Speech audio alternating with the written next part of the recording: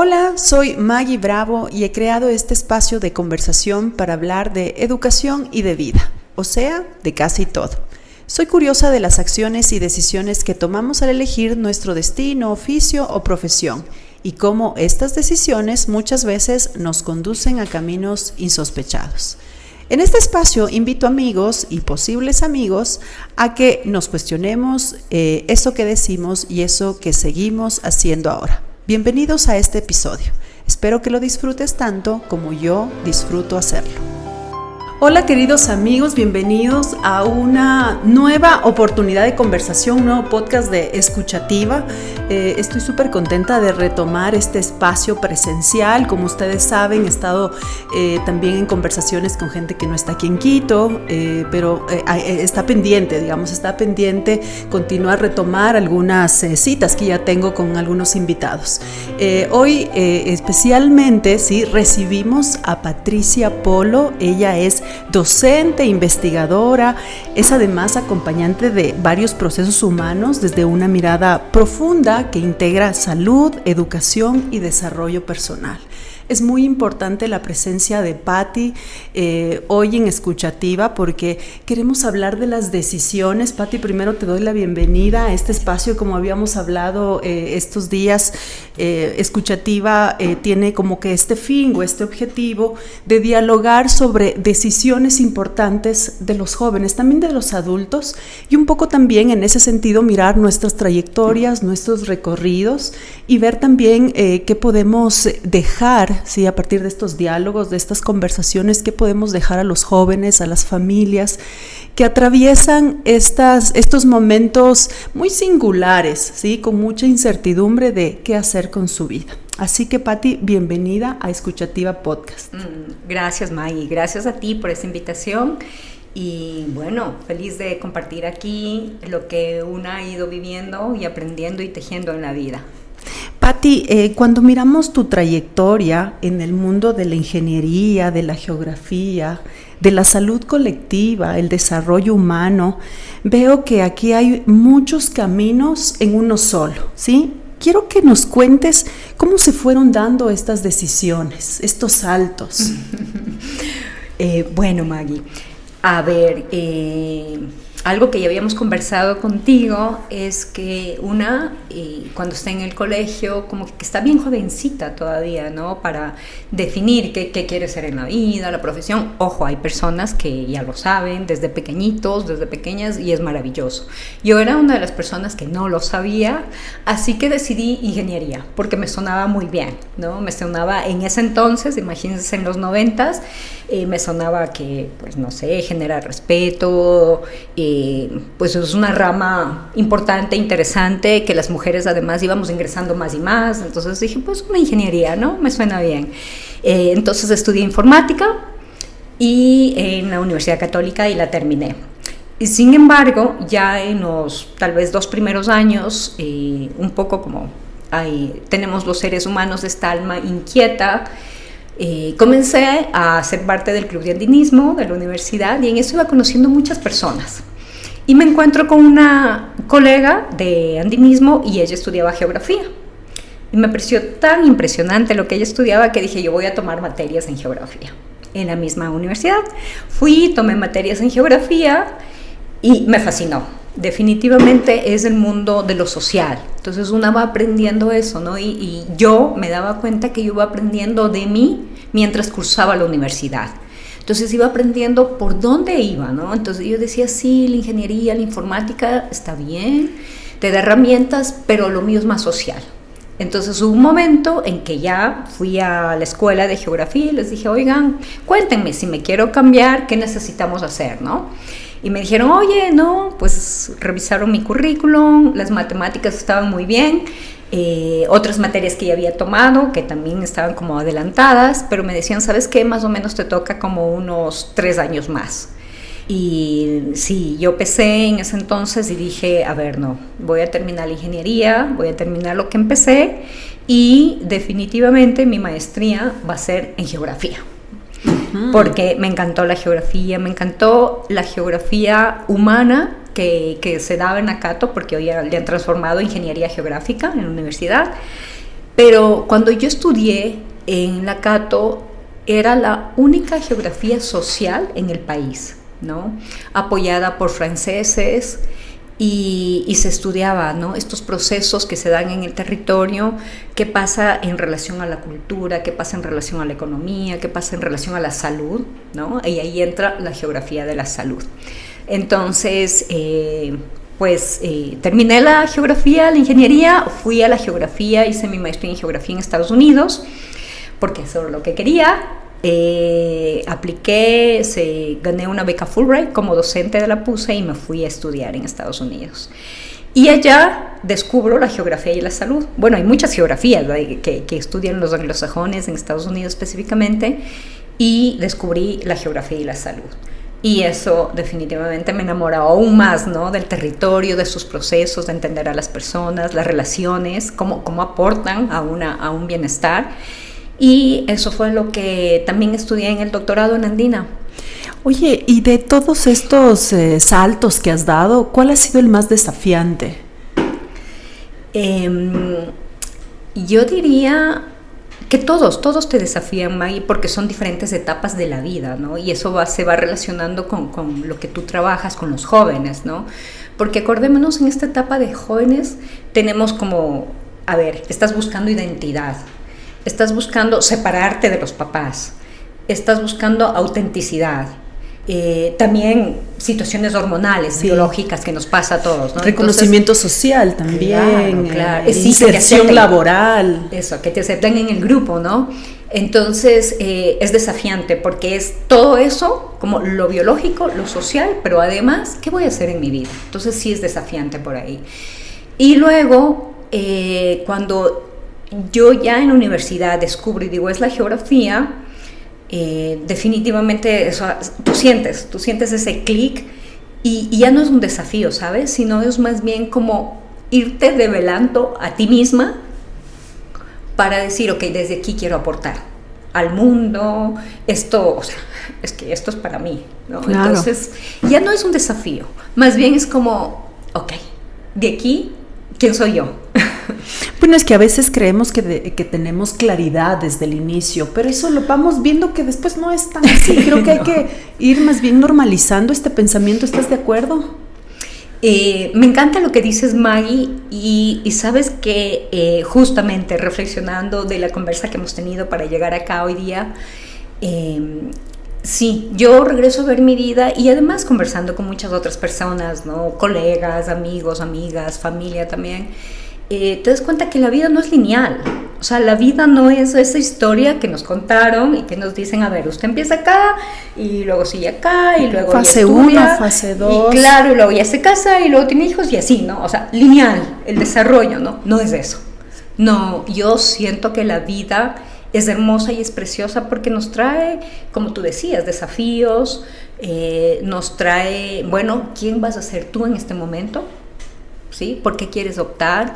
Y creo que hay que apreciar eso, May, lo que tú decías. Apreciar lo que se va desenvolviendo, lo que se va desarrollando, y quiénes somos nosotros, cuando se da eso, cuando se da ese momento, cuando vivimos esto, cuando estoy en la búsqueda de la profesión.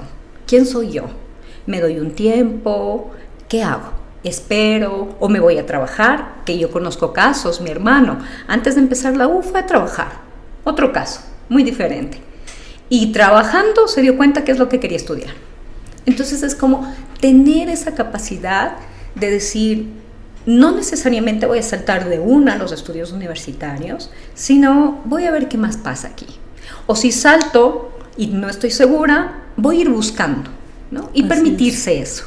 Así es, ayer conversaba en una mentoría con un estudiante nuevo acá en el instituto, tiene 55 años y ha vivido ya todas las fases laborales, de emprendimiento, económicas, financieras, de matrimonio. Ingresa con su hijo a estudiar, con su hija a estudiar en el instituto, y un poco ahí me aferro también a este pensamiento que estamos ahora reflexionando sobre cuántas veces tenemos que hablar con mucha naturalidad sobre la no linealidad, ¿sí? En la vida, porque capaz que los jóvenes, no sé qué opinas, si los jóvenes, digamos, aumenta su incertidumbre o incluso se fragiliza su salud mental, probablemente, si es que desde pequeño, ¿sí? Fue entendiendo la vida como algo lineal, un inicio, un desarrollo y un final. Entonces, ¿qué opinas de esto? De ir discutiendo, incluso en estos, sobre todo en estos entornos académicos, educativos, sobre la no linealidad, porque creo que se aplica más eso en la vida de las personas, esta experiencia que tú cuentas de tu hermano, tu experiencia, la experiencia que traigo a esta conversación de mi experiencia de la tarde de ayer, más otras experiencias. Si nosotros regresamos a mirar a nuestra familia, a nuestros padres, hermanos, amigos, nada ha sido lineal. Sin embargo, estamos insistiendo en la linealidad. ¿Estás de acuerdo? Sí, Maggie, tú traes un punto súper importante. Yo creo que tú lo pones en el sistema académico y yo añadiría el sistema de educación. Tenemos que aprender eso o ser más explícitos y explícitas en esto. Y empecemos por algo. Yo realizo meditación Zen, ¿no? Que es una meditación en silencio, y ahí nos dicen que lo único seguro es el cambio, ¿no? Entonces, y todo el tiempo estamos cambiando, la vida cambia, nosotros cambiamos, el cuerpo biológicamente está cambiando, nosotros cambiamos de piel, se renuevan nuestras células, etcétera. Todo el tiempo estamos cambiando.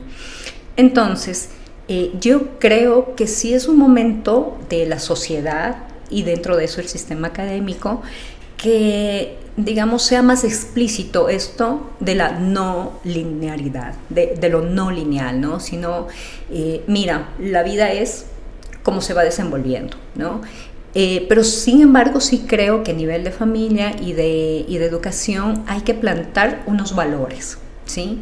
Unos valores de qué personas somos, qué queremos llegar a ser, qué apreciamos cuando llegan los momentos difíciles, pero también cuando están los momentos cúspide, los buenos, los alegres, ¿no? Eso debe ser un camino que propone la familia a los niños, a las niñas, luego a los jóvenes. Debe ser algo que también se trabaja en el sector académico, educación primaria, educación secundaria, universidad. Y sí, o sea, asumir. Yo creo que como sociedad, incluso planetaria, algún rato asumimos que ya, o sea, se sigue desarrollando y vamos al desarrollo y seguimos como que un pináculo de bienestar y hacia más, ¿no? Y no siempre es así, porque hay retrocesos en el mismo planeta, ¿no? Hay avances y hay retrocesos, y eso es parte como del devenir de la vida, ¿no? Entonces hay que aceptar, para mí es esto. Y esto te baja justamente las tensiones, las ansiedades, las vulnerabilidades, ¿no? Volviendo a los jóvenes, ¿no? Decíamos, por ejemplo, estamos atravesando de jóvenes todos estos cambios sociales, hormonales, biológicos, y encima de eso, ¿qué es lo que pasa en el mundo, ¿no? Por ejemplo, en nuestro país, pongamos el contexto, sí, la seguridad actual, ¿no? Entonces, también, ¿qué hay en el contexto para que esa vulnerabilidad, digamos, no afecte tanto a esa joven decidiendo por su profesión, si es que quiere una profesión? ¿Te acuerdas que también hablamos sobre el hecho de que puede ser un oficio? Así es, o un emprendimiento también, o aportar, digamos, a los negocios familiares. Eso se da mucho, que también hay jóvenes que, digamos, le apuestan a seguir aportando ese negocio de sus abuelos, de sus padres, que ha ido de generación en generación, y van cuidando, y es bien interesante también cómo van preservando esos saberes que un poco se tiene en familia y que puede tener digamos, un buen desenlace, digamos, administrativamente hablando, en esa familia, económicamente hablando. Ahora que mencionas el tema de la ansiedad, la presión, el miedo, de tu experiencia de trabajo con jóvenes en distintos contextos, mi querida Patti, ¿cómo ves las juventudes? ¿Sí? ¿Cómo estás un poco en este levantamiento de información, en tus recorridos, ya en el trabajo de campo? ¿Cómo ves a los jóvenes actualmente? Mira, he tenido la oportunidad de trabajar con jóvenes, tanto como profe, como docente de pregrado en la Católica, y también en proyectos de desarrollo social, ¿no? Entonces, vamos a ir hilvanando por ahí las ideas. A nivel de universidad sí veo un cambio en los jóvenes, ¿no? que hoy hay una tendencia a leer menos. Ojo, en nuestro país, en Ecuador, no leemos. No tenemos una cultura de leer libros, ¿no? Hay sociedades que te dicen leemos 10 al año. Acá no avanzamos ni uno al año, ¿no?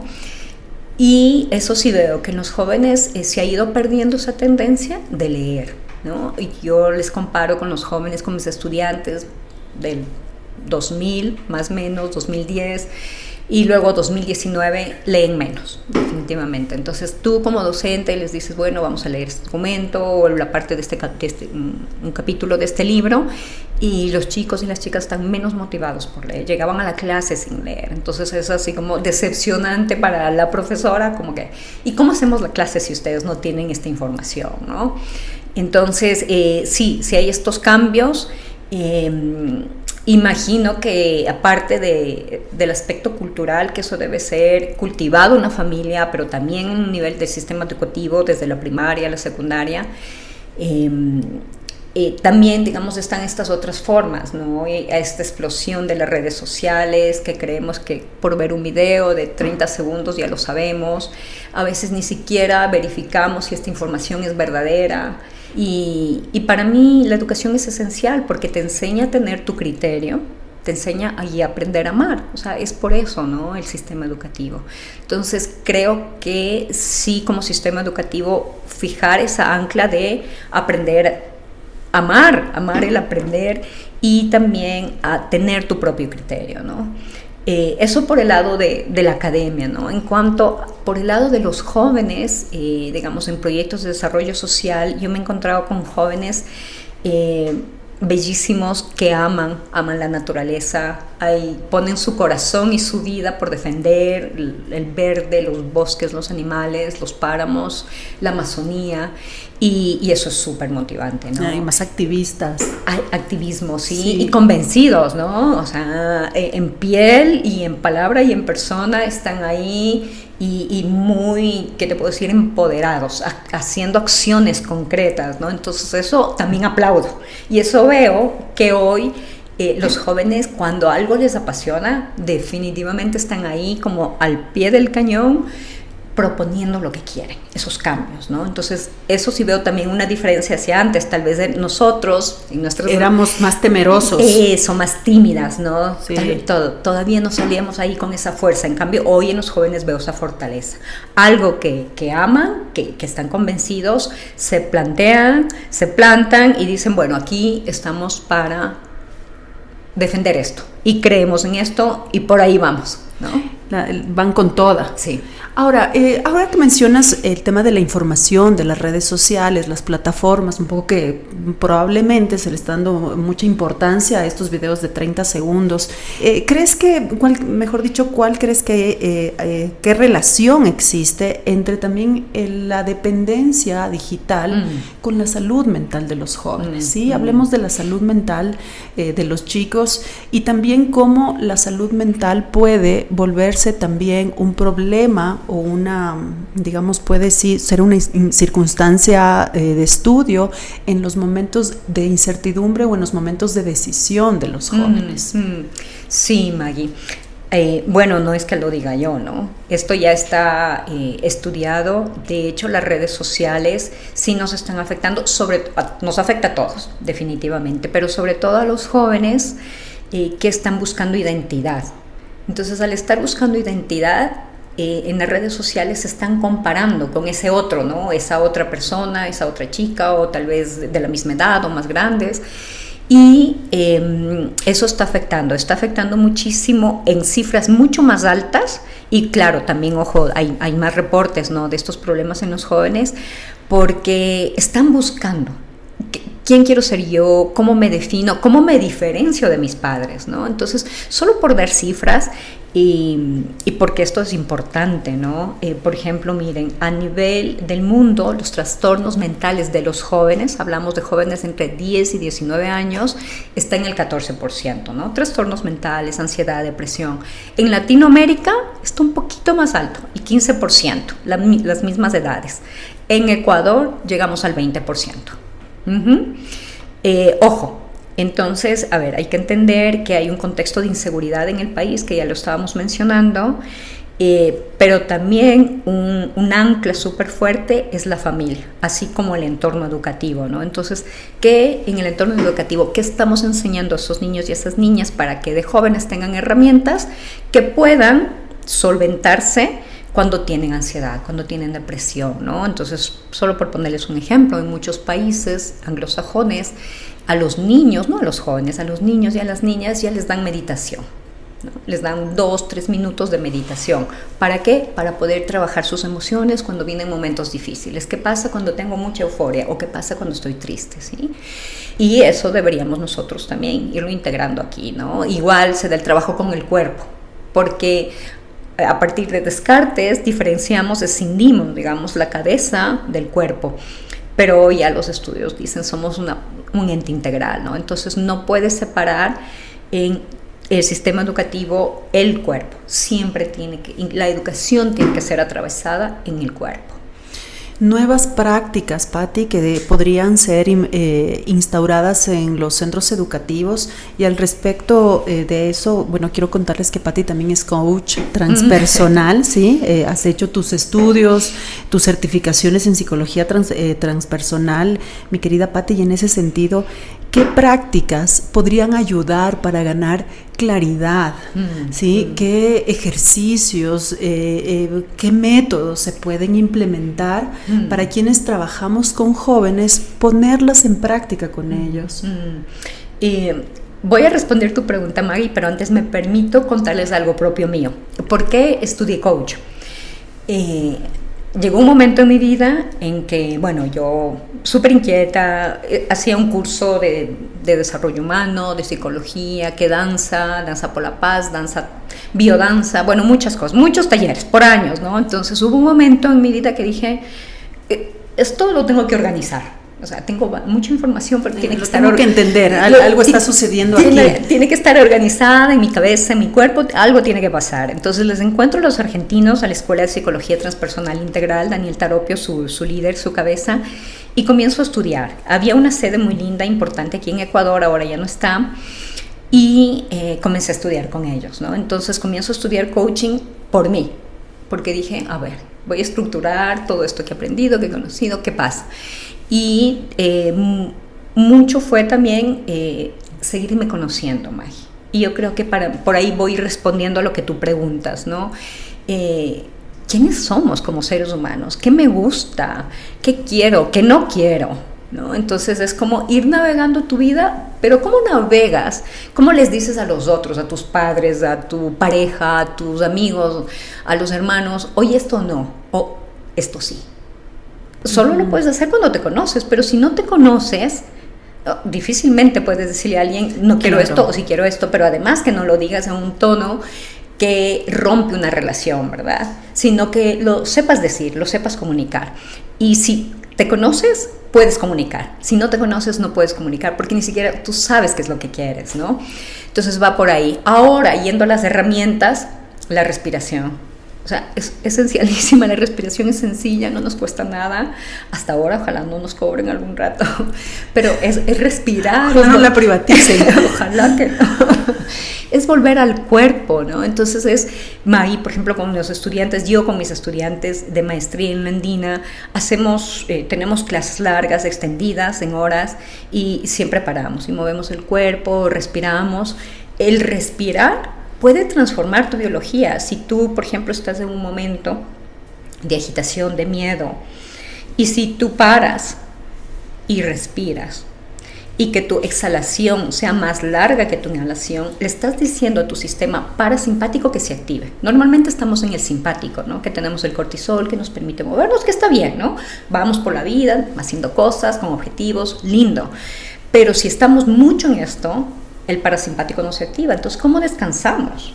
Entonces, cuando respiras, sobre todo cuando inhalas, pero al exhalar, esta es mucho más larga que la inhalación, le estás invitando a tu sistema parasimpático a que esté presente, porque ese es el de la calma, ese es que le dice a todo tu cuerpo, estamos en un espacio seguro, estoy segura o seguro. Y es un poco lo que tú cuentas, Patti, Sí, lo que tú propones que sí es fundamental y lo escuchamos como que elemental y no lo es. Al contrario, estamos totalmente distanciados de las pausas, de los silencios, de la respiración.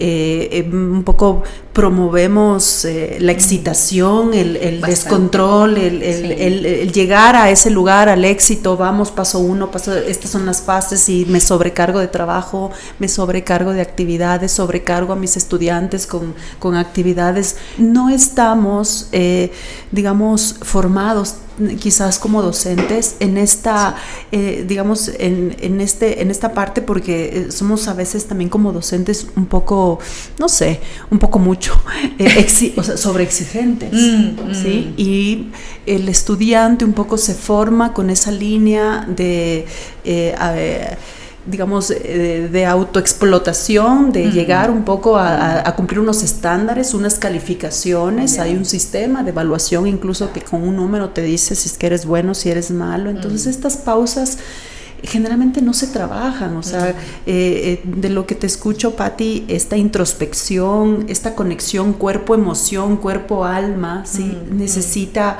decirse desde que son muy pequeñitos, desde que somos muy pequeñitos, porque cuando somos grandes nos cuesta tanto, ¿sí? ¿Cómo encontraste tú, sí, esto ya grande, esta información, y cuánto te costó, cuán difícil fue para ti salir de esta dinámica de la prisa para sentarte a respirar y decir, yo voy a pausar y me estoy conociendo a partir de estas prácticas? Toma tiempo, Maggie. Yo diría que es un aprendizaje de la vida. O sea, yo no podría decir ahorita estoy zen y ya está resuelta mi vida, porque no es verdad. La verdad es que cuando aprendes las técnicas, cuando te has dado el tiempo y además has invertido recursos económicos para aprender estas técnicas, si no las aplicas, pues simplemente se te olvida. El cuerpo comienza a asimilar aquello que repites, ¿no? Entonces, por eso la educación es súper importante. Entonces, si tú en tus prácticas repites cotidianamente la respiración para volver a tu sistema simpático, o el parar, o lo que tú decías del silencio ahí, si lo repites, el cerebro busca y te pide eso, ¿no? Pero tienes que enseñarle al cerebro y al cuerpo, ¿sí? Eso por un lado. Y sí añadir aquí que, ojo, como sociedad también hay que aplaudir lo que se está haciendo. Por ejemplo, el CASES, que hace las evaluaciones a las instituciones de educación superior. Ojo, que no es todo el sistema educativo, primaria y secundaria, pero es el sistema superior. Pero ya tienen su sistema de evaluación que van a evaluar este año a las universidades. Están evaluando las habilidades blandas, ¿no? Entonces, ¿qué implica eso? Que nos están exigiendo desde el sistema, desde el gobierno, que está muy bien, que los docentes, las docentes, nos informemos de qué son estas habilidades blandas, cómo yo las aprendo, cómo las aplico conmigo siendo docente, y además cómo yo los transmito y la pongo en práctica con mis estudiantes en la clase. Entonces, yo aplaudo esto del CASES, que ya tiene en su sistema de evaluación las habilidades blandas como uno de los tantos componentes de evaluar. Sin embargo, esto debería hacerse a todos los niveles, ¿no? Lo que tú decías, Maggie, o sea, empezar con las profesoras, sobre todo del sistema público, que es el sistema que abarca más estudiantes en nuestro país, y los profesores, las profesoras deberían ser algo como una educación masiva de habilidades blandas. Primero, que atraviese al profesor, a la profesora, y que luego esta persona que se para frente a unos niños, unas niñas, unos jóvenes, les puede transmitir, porque ya lo ha vivido también para sí, ¿no? Esto no es algo solamente conceptual, sí es, por supuesto, pero también es la vivencia, es, digamos, ese concepto atravesado en el cuerpo, ¿no? La respiración, las pausas activas, el salir un poco a la naturaleza, el silencio. Cuando un joven está en este momento de decidir, en este momento de incertidumbre, tal vez ahí con algunas ansiedades, miedos, inseguridades, ¿cómo ves de oportuno que se vincule a esta información, a este pensamiento, a este conocimiento, sí, de habilidades blandas, de contacto con naturaleza, con arte, también de silencio, de pausas? No sé, pienso que puede ser significativo, ¿sí? Y puede marcar la diferencia en un joven si es que cuando está en este momento, sí, porque yo digo que los jóvenes entre 17 y 18 años tienen muy instalada esta frase de ¿qué voy a hacer con mi vida? Porque se piensa que la vida es la carrera, ¿sí? Y no, pues... por lo tanto, ¿sí? Trabajar en sus habilidades blandas, en su meditación, dado que este cambio, y esto también lo saqué de tu bio, querida Patti, todo cambio inicia con este cambio interior. Si es que un joven, ¿sí? De 17, 18 años hace estas averiguaciones personales, interiores, antes de tomar estas decisiones, ¿cómo le ves que puede ser, digamos, tal vez podría marcar la diferencia, sobre todo de cómo recibe a un sistema de educación superior totalmente distinto, a una cultura totalmente distinta a la que venía viviendo tal vez en el colegio o en su familia? Sí, Maggie, tú planteas algo súper lindo, que es, digamos, el gobierno, el sistema educativo puede colocar, ¿no? Esto que decía el caso ya tiene esto de evaluar las habilidades blandas, pero también está el otro lado. Los cambios también vienen desde quienes los proponemos, ¿no? Los estudiantes, las estudiantes. Entonces, los chicos, las chicas, los jóvenes, cuando están por decidir, digamos, si tienen esta oportunidad y se han conocido estas habilidades blandas, el irse conociendo, esta introspección, para mí seguro que va a ser una decisión mucho más sentida, mucho más alineada a su personalidad. Y ojalá ahí también las familias vayan incorporando esto de las habilidades blandas, de la inteligencia emocional, del desarrollo humano, en el desarrollo de su familia, con sus hijos, la interacción de papá-mamá, la interacción con los hijos. ¿Por qué? Porque el adolescente, al estar en casa y el encontrarse en un ambiente en que le permiten expresarse, va a tener más confianza de decir, incluso, ¿sabes qué? Ni siquiera sé qué es lo que quiero. ¿Sí? Pero sin miedo. Exacto, pero déjame explorar. ¿Qué tal si voy un año de intercambio, si hay las posibilidades económicas? ¿Qué te parece si voy a trabajar antes de ir a la U? ¿O qué te parece que no voy a estudiar la U, pero voy a hacer un oficio? Solo quiero darles un dato, ¿no? Revisando hoy las profesiones que van a desaparecer con la IA, porque dicen que en 2-3 años muchas profesiones van a desaparecer, imagínense. Las que no van a ser afectadas son los oficios. Ingeniería, albañilería, las artes, sí. Plomería, carpintería, o sea, por favor, ¿no? Esto que de alguna manera como sociedad ecuatoriana yo siento que si no optas por la universidad y optas por un oficio, chuta, qué pena, no es qué pena, sino más bien es, por ejemplo, hoy muchos institutos como el Salesiano, Don Bosco, tienen estas opciones para los jóvenes de electricidad, luego salen un año más tal vez con buena formación y con una formación adicional, ¿no? De cómo manejar tus finanzas, de cómo dar un buen servicio, y luego ya se ponen un emprendimiento, como tú decías, Maggie. Entonces también llama la atención a los padres, ¿no? Que pensar que todos debemos ir a la universidad no es verdad. Pensémosle. Y yo creo que es el joven cuando sí se conoce, cuando se da ese espacio para estar consigo mismo, para reflexionar, para calmarse, para escucharse, va a tener una mejor decisión.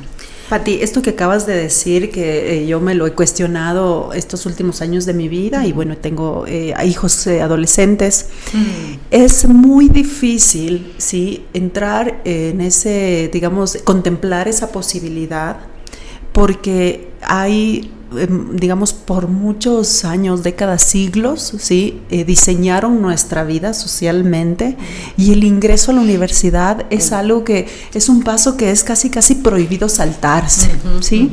Entonces, cuando yo converso con padres de familia, yo planteo esta inquietud o estas interrogantes.